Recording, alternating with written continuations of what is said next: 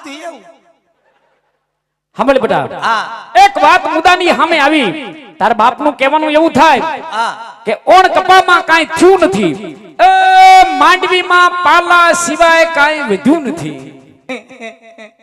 હવે આણાને ને પાલાને હું લેવા દેવા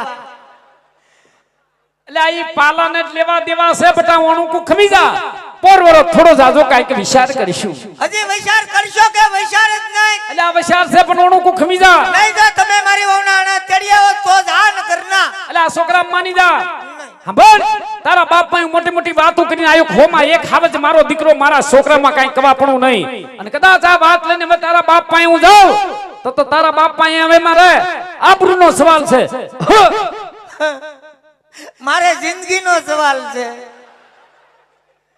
એટલે માની જા તારે માનવું પડશે નહીં કાકા હું નહીં માનું ખમી જા નહીં ખમો માની જા